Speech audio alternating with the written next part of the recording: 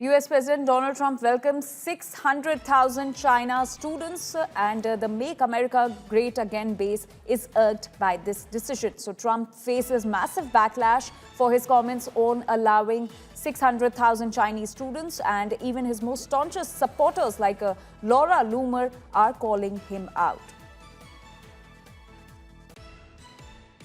President Xi would like me to come to China. It's a very important relationship.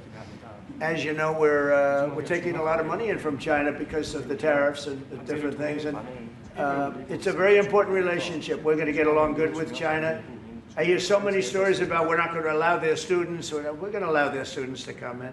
We're going to allow, it's very important, 600,000 students. It's very important. But we're going to get along with China. But it's a different relationship that we have now with China. It's a much better relationship economically than it was before. With Biden. And my colleague Rohit Sharma is now joining us from Washington, D.C. Rohit, this decision of welcoming 600,000 students by Donald Trump hasn't really gone down well with his supporters.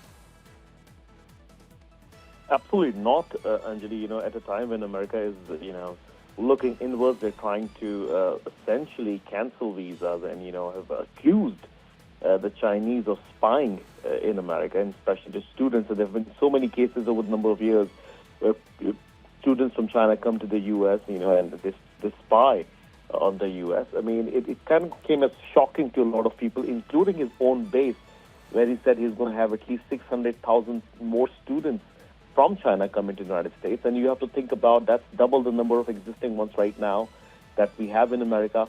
Also the fact that there has been, anti-immigration sentiment here in America. So pretty shocking, that President Trump would say something like that. And it's not gone down well with anybody, be it Laura Loomer, be it Laura Ingraham, be it the others like Ann Coulter. Everybody's surprised. In fact, some of them have reached out to Stephen Miller, who is seen as an anti-immigration advocate within the White House, to say that this should not happen.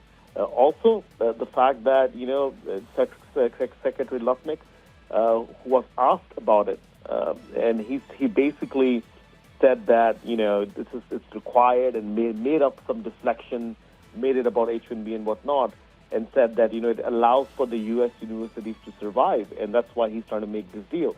But it's really, again, shocking to most people in America, including his own base, that President Trump, after flacking these students, is now saying that he's going to welcome at least 600,000 of